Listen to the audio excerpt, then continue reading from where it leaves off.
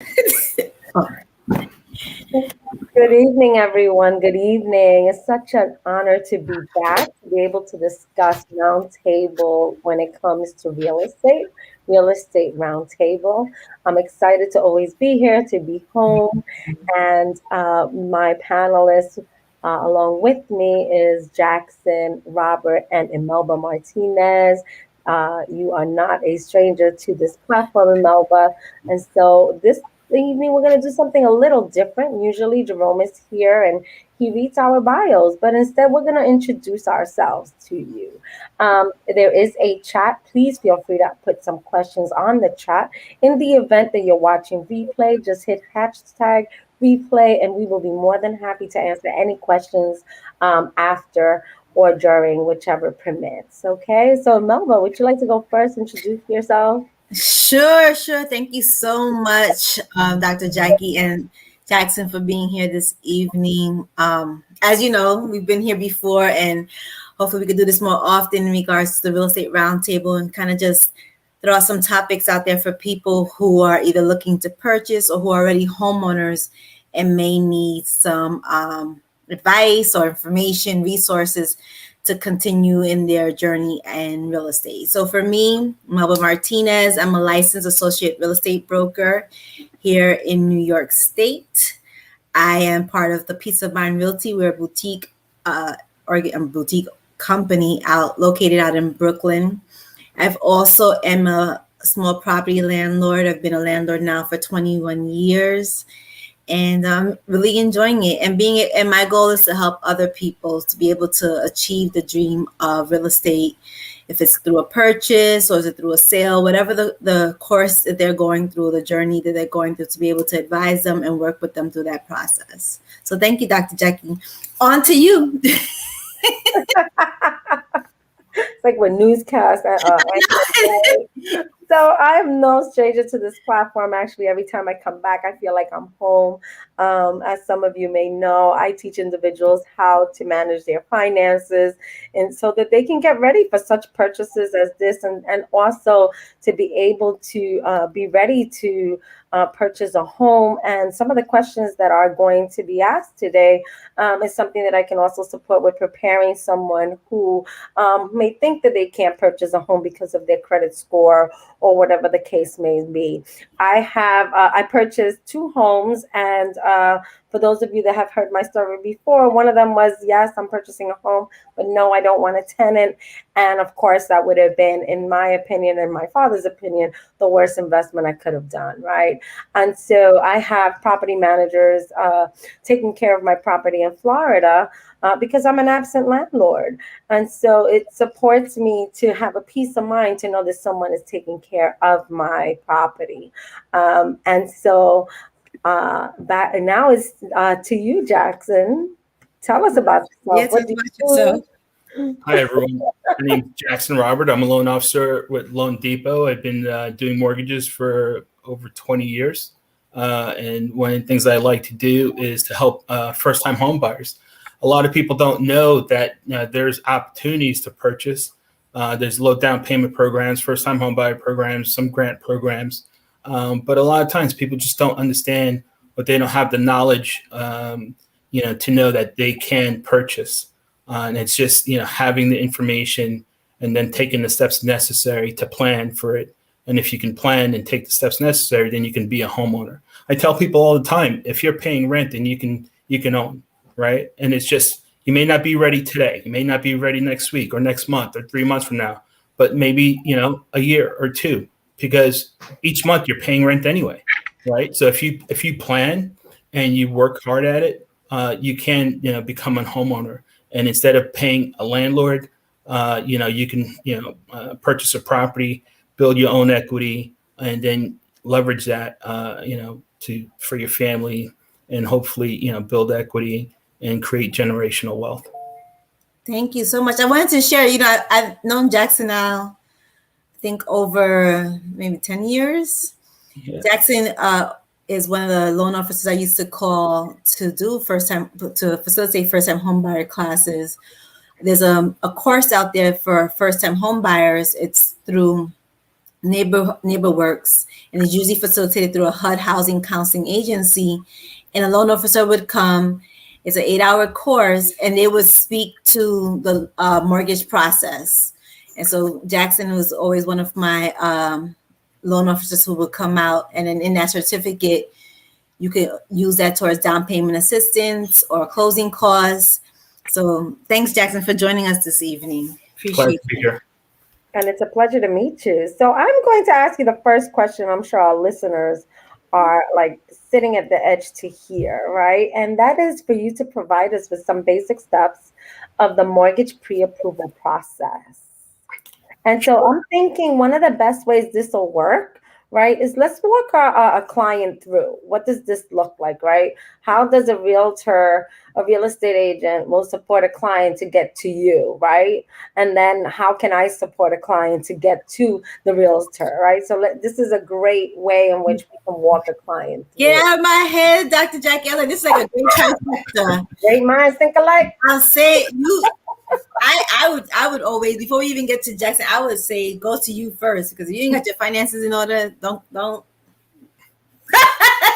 don't even think about it. And so basically what I would do is I would have you do a budget, right? And in that budget, I would have you calculate, what is your existing budget now? A lot of people don't even know what their numbers are.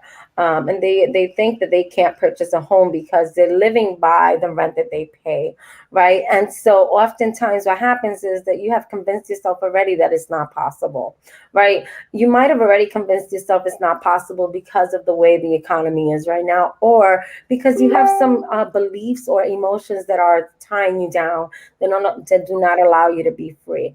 Oftentimes when we've had segments like this, we say that home ownership is a mind shift. It is a mind shift. You no longer are paying someone else's rent, but you're owning your own, right? And so basically what I would do is I will walk with you to find out what is it that you want to purchase, right? How much money is out there? What is it that you are right now allocating to certain things that really do not serve you, right? Let's start changing those behaviors. Are you the one that are going to, we won't name the coffee shop, the Bucks place, and you're paying $5 a day? Well, I'm going to tell you, go buy a coffee pot and call it Jackie Bucks or whatever your name is, and Bucks, right? And so save money there. So I'm the one that's going to teach you to modify your behaviors so that you can see then how you can allocate certain funds. But if you come to me and you say, listen, I want to purchase a home, I'm going to say, hey, wait a minute. I'm going to call my friend Imelva, and she's going to support you with certain things, right? Because I'm also going to support you with how to hire a real estate agent.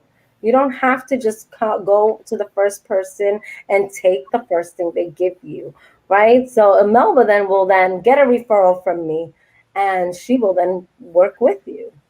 Yes, thank you for that passing. So, normally what I actually, once I find out from them what they're looking for, what their interests are, one of my top questions is always if they've been pre-approved, only because that to me sets the stage as to how much money is the bank willing to provide you. And then they would know from there how much money do they want to purchase a house for, right? Like what mortgage are they looking for to purchase? So I always, once I had the first buyer's consultation, then I will go and share with them, well, let's find out from the loan officer who, how much money you will get, and then how much, is that monthly mortgage going to look like. So then we can then do some real, dedicated, targeted shopping. So I'm going to pass it on to Jackson, and you can kind of walk us through that process when someone comes through the door. Yeah, when someone comes to me, the first thing I ask them is, what are they looking for? Are they looking to buy, single family home, a multifamily home, a co-op, or a condo? Because that kind of sets the stage, and what the expectations are.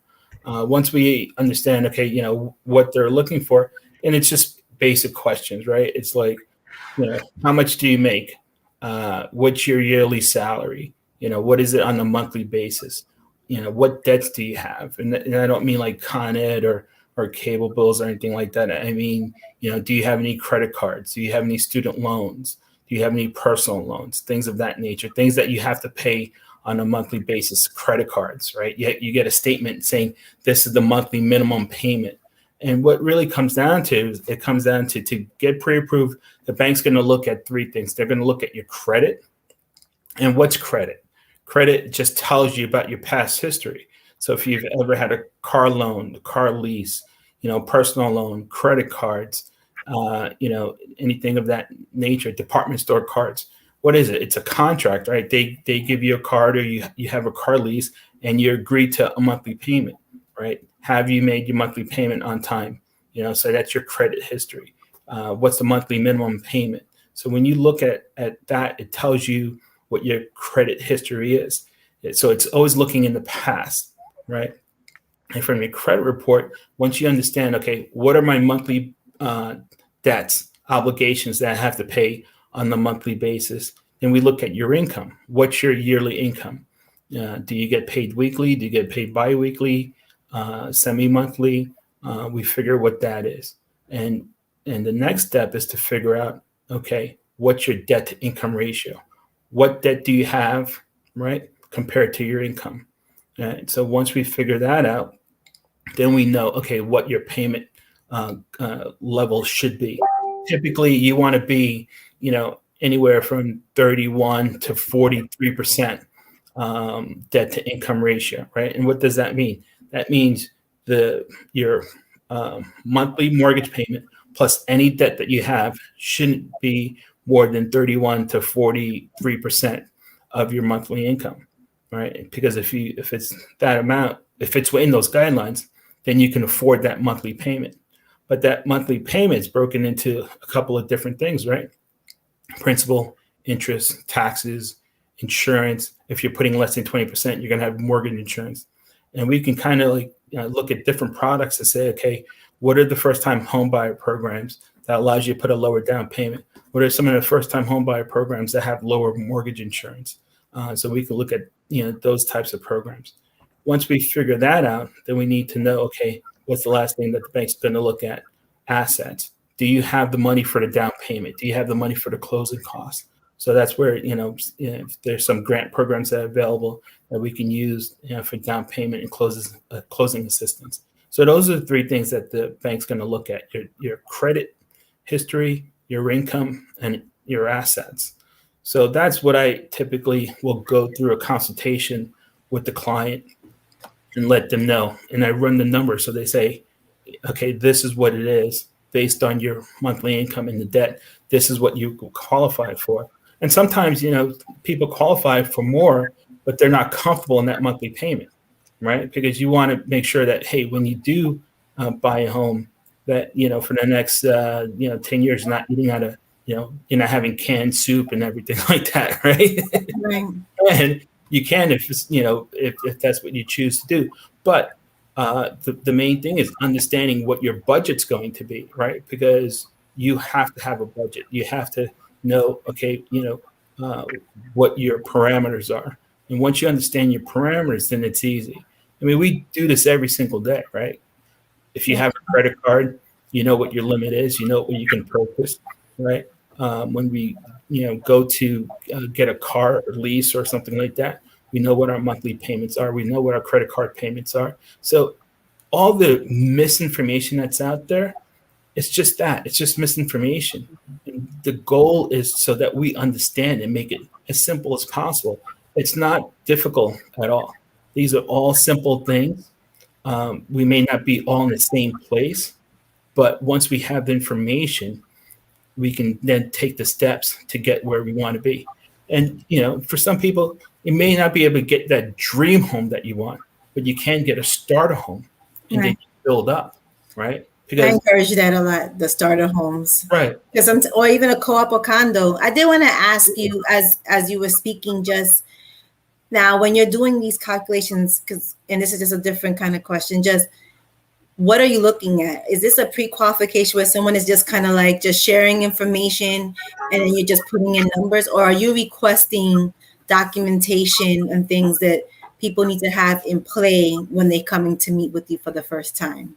I can do both. I could talk to someone over the phone and get the numbers and make the calculation, but when you're going out to, look for a home, right? You want to know a commercial where I forget the commercial where it says, do you think so? Or it's kind of, it's kind of, I forget the commercial, but it's like, you're estimating, right? And you see that commercial and they're like, no, we want to know exactly. So pre-qualification, you're just telling me the numbers and I'm going based on what you're giving me, right? But a lot of times people, they don't even know what their budget is, right? So it's better to get a pre-approval where you get your documentation. So this way, exactly what your income, you get your pay stubs, you get your W-2s, you look at your bank statement. So this way we can be exact. So we know, hey, this is what your numbers are. Because a lot of times someone will say, hey, this is my salary. And you realize, oh, well, it's really not my salary because your salary includes overtime, includes bonus, and that may not be consistent. Mm-hmm. Right. So you don't want to, over leverage yourself on something that, you're getting as an incentive that you may not get you may not receive all the time. So you always want to put yourself in a position where you're in a position of strength and not in a position of I'm hoping to do it. You should be in a position, I know I can do it. So I would say, you can do a pre-qualification, but I always suggest you should do a pre-approval. I know that when I was a realtor back in the day, I worked with pre-approvals. Pre-quals really didn't do anything for me. Right? There's really nothing you can do with that. It's an extra step. The buyer is a dragged out process for the buyer and for the seller. And so one of the things that I would say is that when I start working with a client, right, once they get a pre-approval and they realize, listen, I'm afraid of doing this, or what can I do? Where should I go? Usually what I start doing is I start doing two budgets. The one that you're dealing with now when you have a home versus the one that you will have when you purchase your own home, right? So you have your renters and your owners so that right? And then I also support you with looking at different areas that may come up, right? Like make sure that you know how old that furnace is. Make sure you know how old that water heater is. Make sure you know that everything that runs your house, how much lifespan does it have? How much money do I have to put on the side just in case, right? Because we've all heard some beautiful horror stories out there of how you just purchased a home and boom, there goes the roof, right? Or boom, there goes the AC unit goes, right? And so even something like that is like being sure that like Jackson said, you're not eating, right? I used to joke around and tell my students, you want to make sure that you're in a position where you're eating, food and not necessarily purchasing tuna fish every day, right? Or eating something that you really don't want, right? Because the whole idea about purchasing a home is that you also want to be comfortable. You don't want to be so stressed to the point that you're like living paycheck to paycheck, right? Pulling your hair that you don't have plus somebody else's hair. It becomes very stressful. And sometimes that's why oftentimes home ownership is not successful, because you're really not looking at your numbers. You're looking at the whole dream, but you forget, right, that the most important part is, can you really afford it? One. Number two is being able to continue, right? Like what happens? What other programs are out there that can support you once you purchase the home? I say it's like a marriage. A lot of people, they plan the wedding, they forget the life. Right? You plan buying the home, but you forget that there's a life after that. Right. So being able to look at what has been your numbers for the last 6 months. Are they sustainable? Right? Is this something that that I can do? I was wondering if you can share a little bit of, like, one of the things that Melba and I say all the time is that when you're going to purchase a home, the people that you surround yourself with becomes your team, right? What are some of the credentials someone can look at when they're looking for lenders? Well, every mortgage license, every mortgage loan officer is licensed. You have to be a licensed loan officer. That's the bottom line. You can't write a mortgage or talk to anyone if you're not licensed. So everyone has to have a licensed MLS. And then it just really comes down to the knowledge that each individual has, how long you've been doing it, and I tell people all the time, when you go into this process, that the most important person in the process is you. Yes. Right? Mm-hmm. Because you are the CEO of this transaction, right? Yeah. You're hiring everyone. You're hiring the realtor. You're hiring the mortgage person. You're hiring the inspector. You can get recommendations, but you're the one who's hiring them, right? And you have to feel comfortable, with those individuals, and you should feel comfortable to be able to ask questions. And you should be able to ask questions and feel that you're getting a response that satisfies you. And I tell people all the time, what does it feel like to work with someone that's difficult? Not good, right? No. So much easier to work with someone, that you can talk with, laugh with, understand. This is going to be a process. It's not like, hey, you're going into the supermarket and you're going to be in the 12 items or less line and be out in 30 minutes. It's just, as much as we would love to be able to do that, that's not. So you got to find someone that, that's going to tell you everything that you need to hear and everything that you don't want to hear. Right? Mm-hmm. A lot of people, they just want to hear what they want to hear. Right. And sometimes you need reality and be like, that's not going to work. That's not for you. You need to have reality. Why? Because you need to have all the information to make the best decision for yourself. Because once you purchase that home and you get those keys, right, and the door closes, everyone's gone. Exactly. That's what I tell people all the time. We have left the building. We have left the building. So you have to make sure that your questions are answered. You understand the process. It's not like, you're being led. You want to be walking hand in hand and understand, okay, this is the neighborhood I want. This is what the taxes are. I can qualify for that payment. I know what my budget is. Okay, after I purchase the home, okay, what most people, after they buy a home, what do? They got to furnish it, right? Or they want to, change, a room in here or renovate the, kitchen and bathroom. You can watch on a Saturday morning from 6 o'clock until midnight, the HGTV channel, right? Or DIY channel. And there's oh, look at this home and look at that. And then it goes before and after.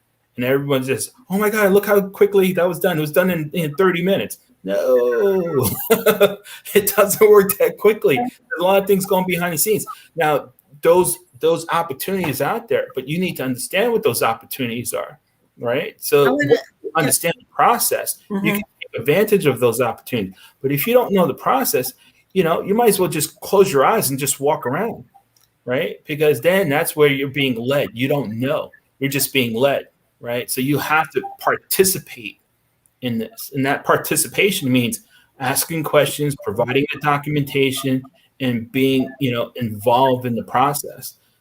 So you're the CEO of the transaction. You have to ask questions so you understand what the process, because once you close and you get those keys, everyone is gone. So you have to be comfortable and say, hey, okay, I understood the process and I know exactly where I'm at. I know I can afford this. And even though, you say, hey, I can afford it, there's always some, butterflies, but that's just life, right? Yeah. I wanted to ask you something, Jack. I'm sorry to cut you. Just something in regards to, because you keep saying the process. So can you share with us what's the average time in the process? And then we have some questions from our chat in regards to just resources, right? So as a first-time home buyer or even an real estate investor, what are some of funds, right? So we're talking, we're still in the front part of the process, right? Mm-hmm. How long does this whole process take?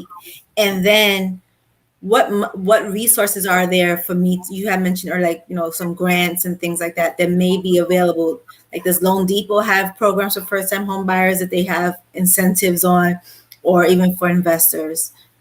So, so in terms of the process to buy or process to get pre-approved is fairly quickly. You can do that as quickly as someone provides their documentation. If I spoke with someone today and they were able to go online, fill out the application and provide me the documents, typically I can have a pre-approval in 24 to 48 hours, right? depending on what's going on a typical day, so to speak, right? But that means, hey, providing the documentation, being involved. It's not like, hey, I need a pre-approval. Here's one pay stub. Here's one bank statement. I'll get you that next week, whatever. It's providing all the information. So, getting a pre-approval is not that difficult.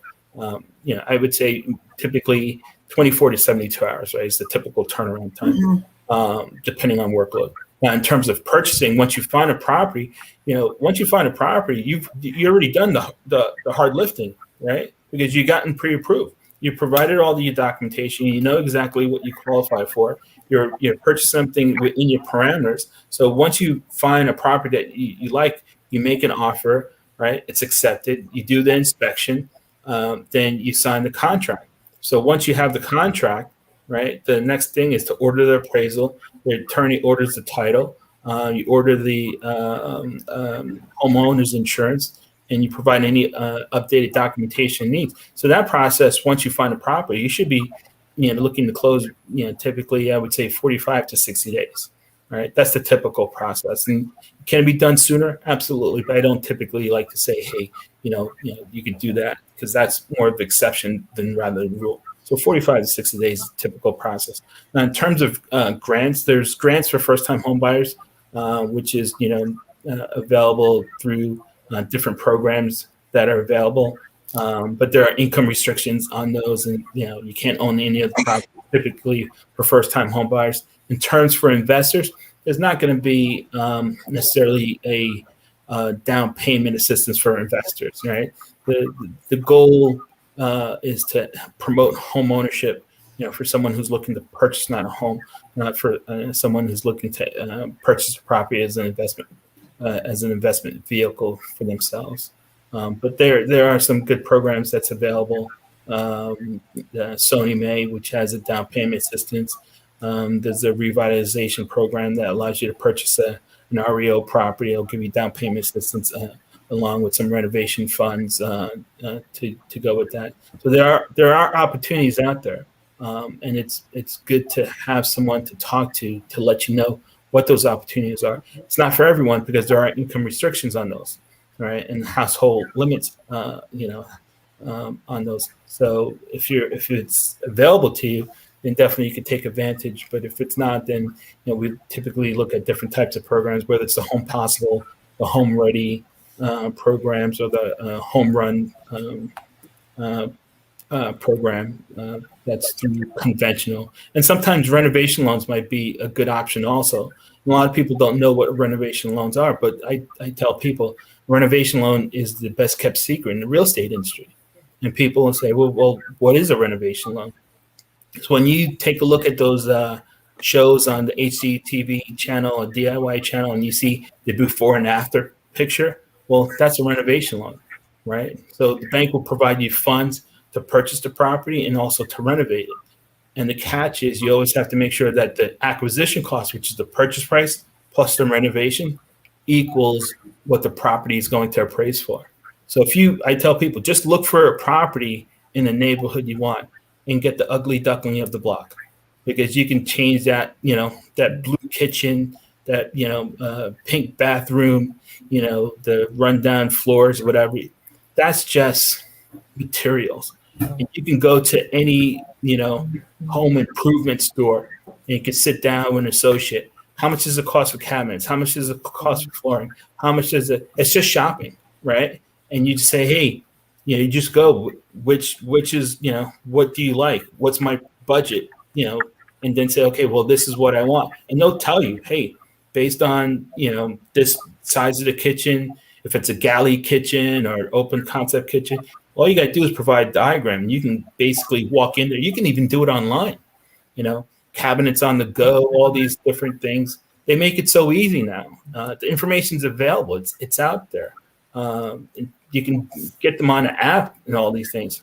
So the real tragedy is your cell phone is the greatest thing invented, right? Because there's so much information. I remember growing up, I had to get the Encyclopedia Britannica. That was our cell phone back then, right? Yeah, that's what it was. Now you have your cell phone. Exactly, right? You got Right. your cell phone. You can look Wikipedia. everything up. Wikipedia. Hmm. Right. You have your cell phone, but the problem is there's so much misinformation out there, and you get, oh, but my friend did this and my friend did that. Each person's different, right? And you just have to have someone who can talk to you, give you the right information, so it's the best circumstance for you, so you can make the best decision for yourself and your family. I wanted to say, just on the renovation loan, is it a different down payment, or like I know you shared with me? I had a client who was approved for one family, but they really, really wanted a two family, and they checked to see what it cost for them to get approved for a two family. And in New York, unfortunately, a two family at 500, you know, less than 600,000, you're not really gonna get a two family. Just, sorry to burst that bubble, but is it, would a renovation loan, I think you shared with me before, like, would that have been helpful if they were able to kind of convert that one family to a two family? Yeah, a renovation loan will allow you to purchase uh, a one, a two, three, or four family and renovate it to whatever you want. So you can purchase a one family and make it into a two, or a two into a three, or a six into a four.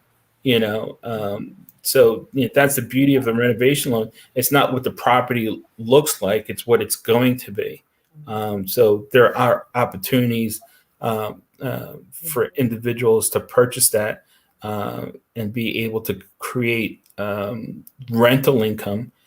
So if the property, say you're looking at a one family in Brooklyn, say in the Glenwood area, right? Some of those houses are pretty big, right? And you could probably turn one of those single family homes into a all multifamily, because all you're doing is really changing, walls and making sure you have the right foundations, things of that. And you go through the permit process and renovation, but there's an opportunity for those, right? And you see it all the time. It's just having the knowledge, and taking the time to understand and say, hey, this is an opportunity. A lot of times there's opportunity in front of us, right? And we pass by it every single day. And the problem is we don't recognize that opportunity, right? And we don't recognize that opportunity because we don't have the right information. Once you have the right information, then you say, oh my God, look at that house. That house has been sitting in a corner for God knows how long. It's been vacant for God knows how long, or look at that property, the opportunities are there, but we just don't recognize them, because we're so bombarded with like so much misinformation. Once you get the right information, you can identify your opportunity and say, okay, this is what's for me, right? Don't worry about anyone else. Worry about yourself. Don't worry what someone else has, because you're going to get qualified based on your individual, right? your credit, your income, what you can afford, right? So once you understand that and you know what your parameters are, the opportunities are there. People say, oh my God, I can't buy. The prices are too low. But people are buying every single day, right? Did you say the prices were too low? What's that? Did you say the prices were too low? I said no. The prices are people say prices are too high, prices are too low, whatever. When I started, rates were like at 9%. Rates are now like 3% and 4%. Depending on your credit score. I tell people, hey, if someone said to you, you can buy a home and your rate's going to be, anywhere between 3% and 4%, right? And take the time to, hey, go ahead and do this. Would you take the time to try and figure out how to do that? Or would you continue to say, pay rent? And before you answer that question, just think about what you pay rent on a monthly basis, right? Now think about what you paid for the last 3 months, the last 6 months, the last year, the last 3 years, right? Is that money coming back? No. Are you going to get, any type of return on that? No. But you will probably get a rate increase, right? A rental increase, right? So that money that you've paid, it's gone. So, looking into home ownership is probably a good option because you're building equity, you're creating an asset, right? And you may be creating generational wealth that you can pass along, to your kids and so forth. You're going to spend the money anyway, so why not take the time to understand? Hey, can I purchase? I wanted to piggyback a little bit more. I want you to speak a little bit more about permits, right? You know, Also, when you purchase a home, at least in New York, don't think you're gonna go out there and break walls without a permit. Okay, so that's not going to happen. Right? A lot of people see these shows and right away oh, I want the open concept. Listen, make the buildings department your best friend. It's not as intimidating as it looks. You get to look in and see what's going on with that property that you're purchasing. What's going on? It's also public information. How many homeowners there's been there? What did they pay for it? What were the remodels? All of that is permanent public information. If you wanted to see right now everything that had to do about my house, you have to just look up my address, right? Mm-hmm. So don't go into it blindly. And this is what I like that you said. You're the CEO. The CEO has to have a little bit of information of what's going on in terms of the team that you are hiring. Let them know the type of person you are, right? For example, anybody that's dealing with me, I'm like, look, I'm not computer lit, so trust that when you tell me turn something on, I'm gonna turn it off, right? I get very anxious very quickly because I don't understand any of these terminologies. I am not a lawyer, right? um my emotions are gonna fly high because it's an emotional, right? It's an emotional investment too, right? This is probably the most money I'll spend in my lifetime, Mm-hmm. right? And unless I'm paying that house outright, there's a mortgage, Mm-hmm. right? And so to be able to tell the people around you how you may perceive that you're going to behave helps a lot, because that also tells that person, all right, she's going to fly off the handle. Let me make sure that I address it in such a way that one, that she can understand it, right? Another thing is that I can break it down. And do I have the time? When I purchased my home, I was laughing when you were sharing, because when I purchased my home in Florida, because the laws are so different, they called my broker a phoenix, because I would not proud of this. God knows I'm not proud of this. But my anxiety would have him like, it's like the bird, the feathers would fly all over the place. I would finish with him. And then the two realtors that I had buying with me, right? Because it was a seller's agent and a buyer's agent, would say, oh, poor thing. But don't worry, he'll come back to again like a phoenix. It was like I would destroy him and then he would again, right? But he had a way with me that calmed me down. He would tell me how it is. There were days that he would like, look, it's like this. And there were days he would say like, okay, he became my counselor for the most part, right? And I have to tell you, if it wasn't for him, I wouldn't have a second home, because I'm real quick to say, I don't need this, I'm good, right? But when I say I don't need this, I'm good, who's speaking there? Is it The me? fear. Is it my fear? Is it my belief? Is it the I'm not worthy? Is it I'm not good enough? Is it I'm gonna fail? Is it look at everybody else around me? They didn't make it. Or who is really speaking there? So it's really interesting that you said that, because I laughed. I was like, poor thing. To the point that when we went to Florida, I wanted to take them out to dinner, and this gentleman passed by, and I didn't know what they looked like, right? Because everything was done over the phone. We didn't have this FaceTime things or anything like that. Zoom, maybe Skype, but who the heck? Hello, I turn off the computer when I turn it on, right? And so he made believe he was the waiter, and I said, wait a minute, I know that voice, right? But it was so funny when they told me how I would react, not knowing that it was my nervousness, my fear, my I don't know if I can make it. Like, I already started this process. I can't back out, right? All of that stuff was there for me. So yeah, it's really interesting when you start doing home ownership, the conversation and the shift that would take place when you're actually in the trenches, right? Like, it's the life you dream about, and then you walk into it and it becomes a semi-reality, and you're like, okay, what? what, right? And so it's for me, it's really important to hire that team that is not going to be soft skin. They're going to have to be thick skin. They have to be thick skin, and that's an area in which a lot of people don't realize, right? If you have someone that it's all about the sale, Yes. it's not It's gonna not gonna work out. it does not work. Because I could see right through you. If it's all about, you know what, that's okay. Somebody else can get you your commission because I'm not the one. It is. Right. And so it's understanding things like that. I want to ask you another question. What are different options buyers can use for their down payment?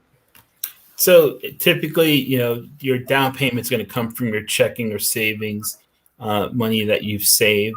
You can use, retirement, 401k, things of that nature. And, a lot of people have utilized that. If you're purchasing from a family member, you can get a gift of equity. With that option, you have to, the the seller who's the family member who's providing the gift of equity, they need to talk to their CPA because there may be some tax implications with that. But those are options that can be utilized. If there are grants that are available. But typically, most people will use either checking, savings, 401ks, retirement accounts, things of that nature that they can use for a down payment. And your down payment could be as low as 3.5, right? Which is FHA product. If you're doing a standard conventional, it could be 5% down. In some cases, I mean, I've done where a portion of the down payment came from a SUSU account. So some Or what people account? SUSU account. So that's when a group of people, get together and Mm. they pull money together, and they do it each month, and then one person, gets the pool, and then they continue that. So it's a form of savings Mm. that, and it's uh, you know we had a lot in that in Brooklyn. I'm Haitian, so that's how some of the communities, they came up with their down payment. They came together, right, and that's how they were able to save for their down payment to be able to purchase a home. So those are some of the options that are available.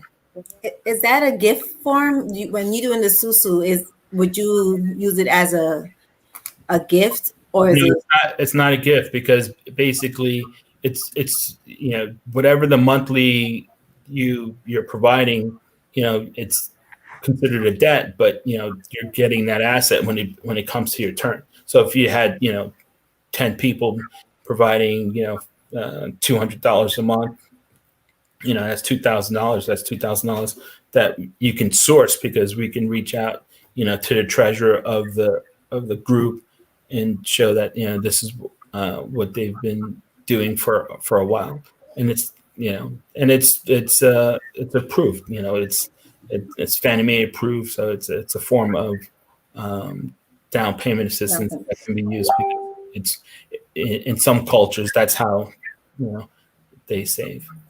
Now, because can you just add like source? Like a lot of people don't know what that means when you say Source just source. means you have to show where the money's coming from, right? You can't say, "Oh, yeah, here's $5,000, $10,000. Okay, great. Where did it came from?"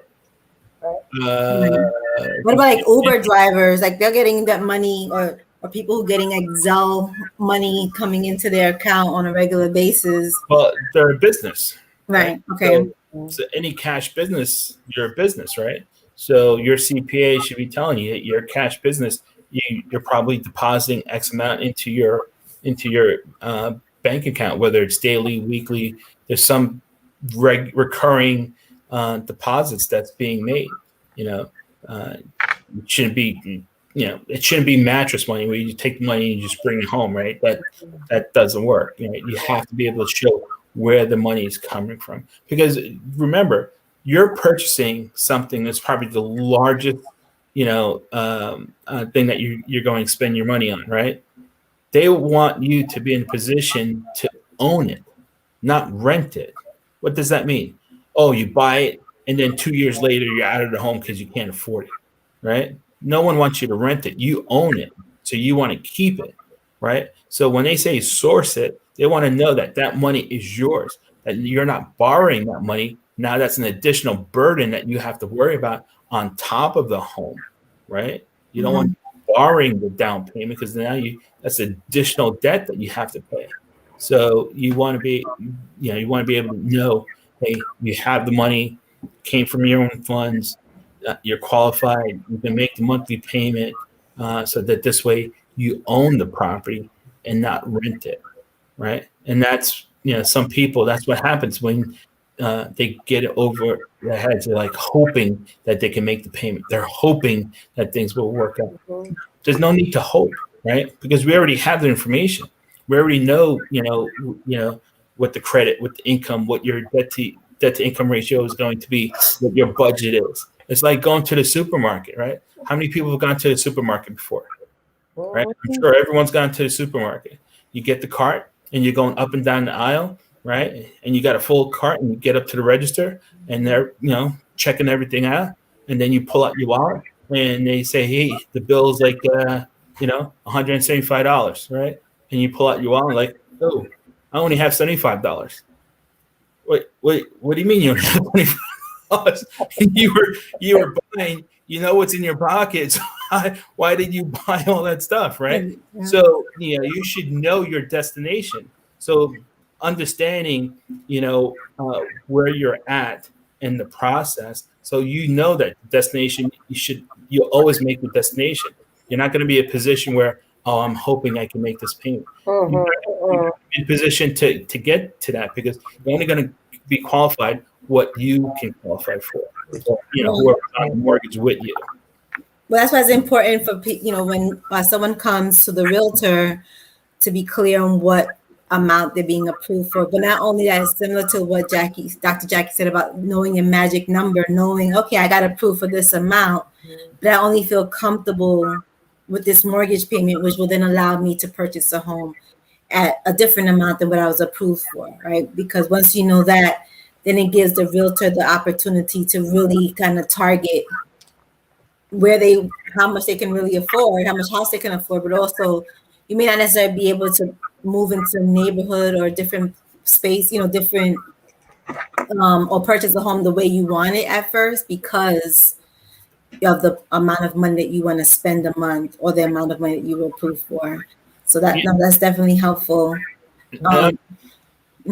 I'm sure Jackie has shown people found money, right? And they're like, I don't have any money. Yes, you do. Yeah, you do. Yes, you do. You know what you do?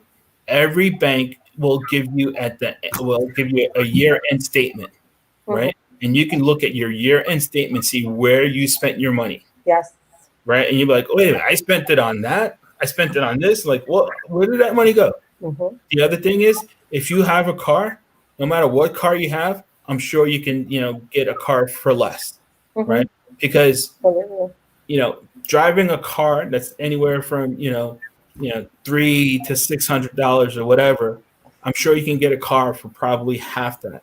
I know that additional, that money, right, is purchasing power. And once people see, oh, wait a minute, instead of driving, something where I'm paying, $400 a month, I can get something for, $200 a month. What does that $200 in purchasing power mean? That's right. So you have the money. It's just where are you allocating it to? Absolutely. Get your bank statement, your year-end bank statement. Say, what am I spending on? Oh, that coffee, it's not that good. Right. They sell it too. You can make it at home. Every coffee has its own bag. Right. Exactly.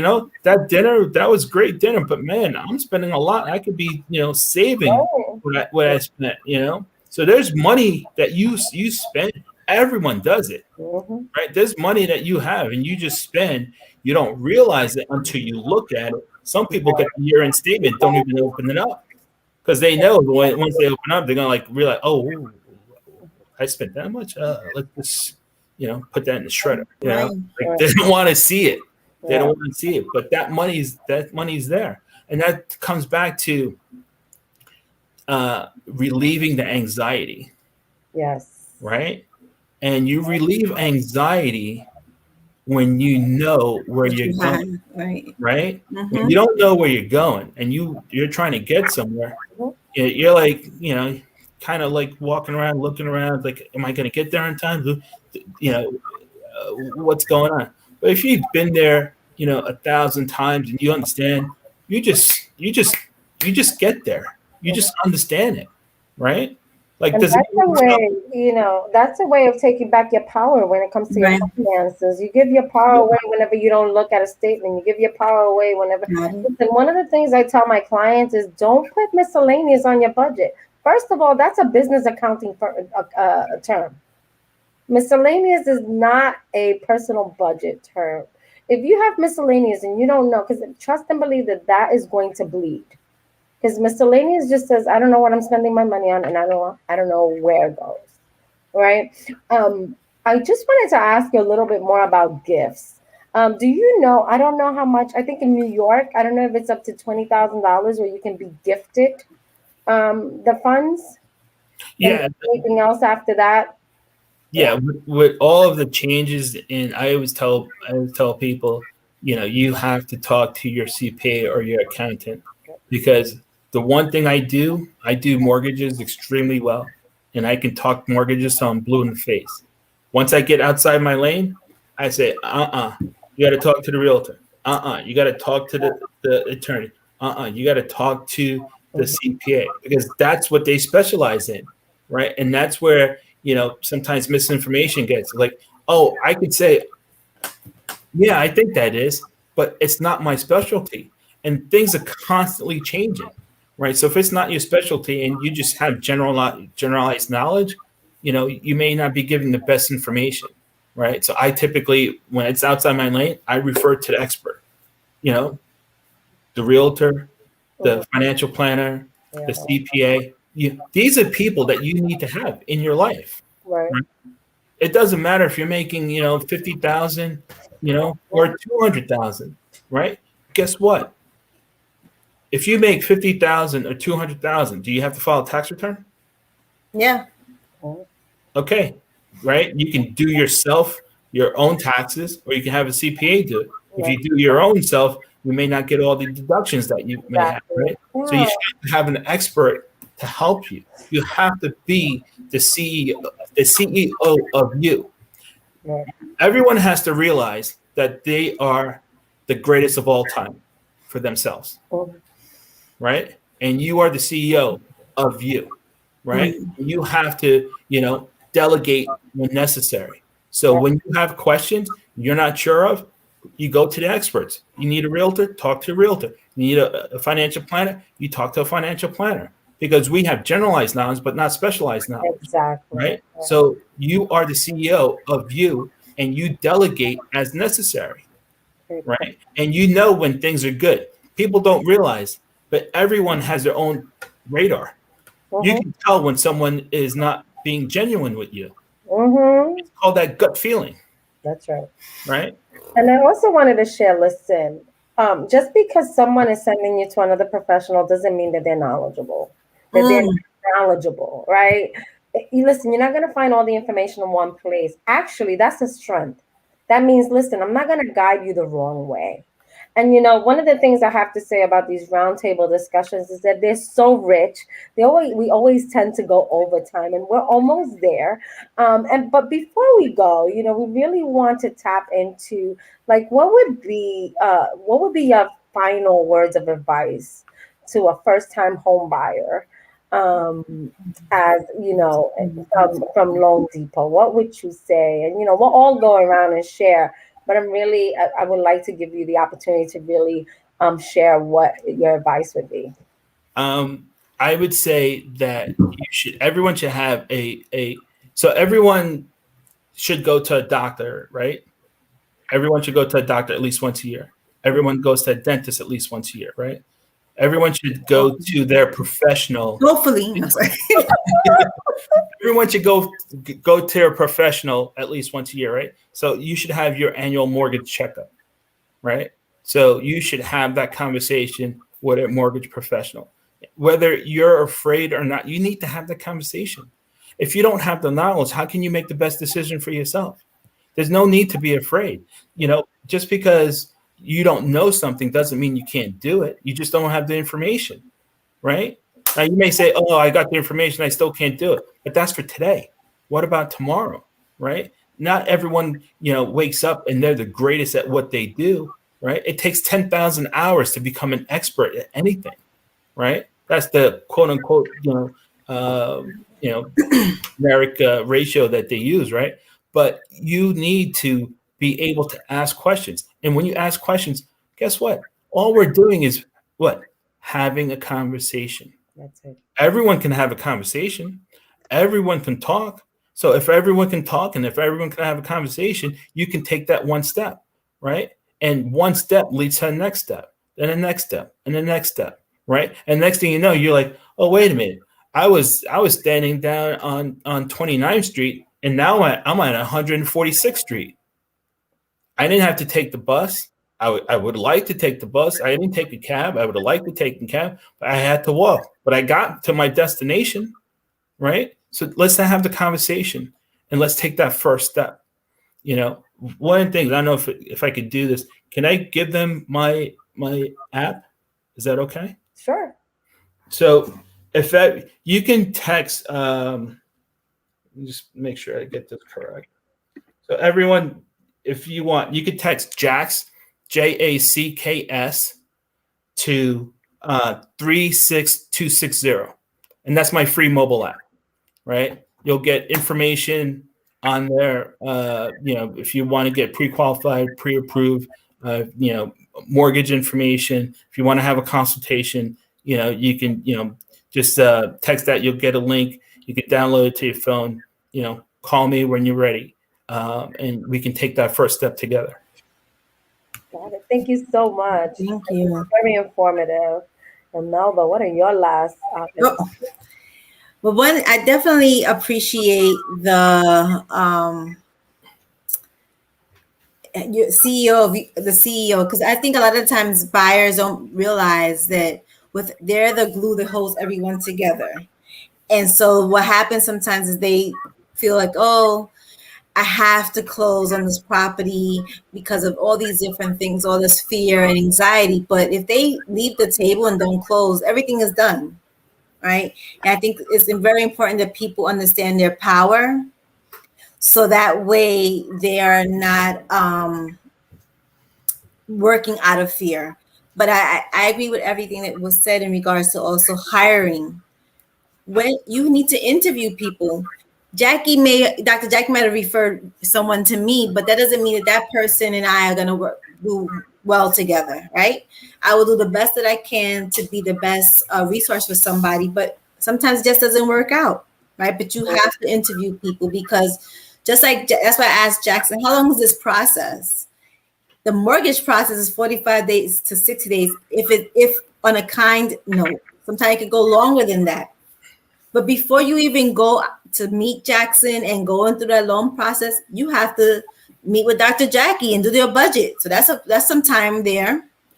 Then you come to me and we're looking at houses. There's some time there too, right? Because you may see several houses, or you may see one house. It may take a month, or it may take 2 weeks. It may take a day, but you are spending time with these individuals, especially the realtor and the loan officer. You're going to see a lawyer in the beginning and at the end, and maybe in the middle somewhere. You're going to see the home inspector that one time, but the realtor and the loan officer, you're going to see us all the time, because as a realtor, I am quarterbacking this deal all the way to the end. And so you want to make sure you have someone that you trust, someone that you can ask questions to, someone who's not going to be upset that you keep asking the same question, and someone who really has the resources. And I understand what Dr. Jackie said. If I don't know, I will ask somebody and I'll get back to you, and I won't pretend to know. But this is very, I think the biggest thing out of everything here is just like honing in to making sure that you hire the right people.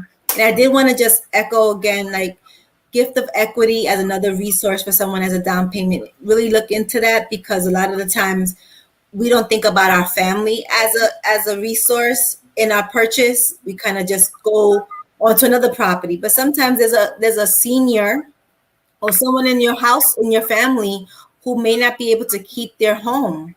And by gifting, it may be an opportunity for you guys to still keep that house in your how you say, in your family, as well as renovation loans. Sometimes we think, oh, renovation loans just to make things pretty. Well, you may be able to build out and have multi generations live in one household. So think about those things. So, thank you again. And we heard, Jackson, if you can share with us again your app. So before you share, Oh, Jackson, you I want want to end with that. The advice that I would give people is, listen, look at your finances. to? I always tell, when I start with a client, I have them look at their last quarter of finances, right, so that they can see. Oftentimes, they're more susceptible to remember what's going on. Also, to remember what is a fixed expense versus what's a variable expense. You have control over variable expenses. A variable expense is something that it's a different amount month to month. A fixed expense is great because you already know that you have that expense over time on a monthly basis. So, for example, rent, utility bills, and things of that nature. What's not a fixed expense is your entertainment, your hygiene, your food, unless you really have that under control. But you know what? Food is an entitlement, right? Oftentimes it's like, I want that, that, and that. And it's like, oh, that's where that miscellaneous is going. So I call those money bleeders. So be careful with your money bleeders. You don't want to bleed in one category and not have enough for another. And so, Jackson, if you can repeat your contact information, that'll be great. Yeah. Text Jackson, okay? Yes. So, yeah, you can text Jax, JACKS, to 36260. And you'll get a link. You can click on that link. You can download my app. It goes right onto your phone. You can put it right on your home screen, and you'll have all my information, all my contact information. You'll have all the market commentary that tells you about mortgages. We can, set up a mortgage consultation. You can do it right from the app. So text JACKS to 36260. Great. Well, thank you. Thank you. Thank you for being a guest. Once again, if you are watching this on a replay, hashtag replay. If you have any questions, we'll be monitoring the comments. And if at any chance there is a question and you want to get a hold of us and you can't find us that easily, please feel free to reach out to Jerome and he'll be more than happy to give you information. Thank you so much for being part of this you. table. Thank you. It's an honor to meet you, Jackson. I'll definitely be reaching out to you. Great. Thank you. Thank you. Thank you. Good night, everyone.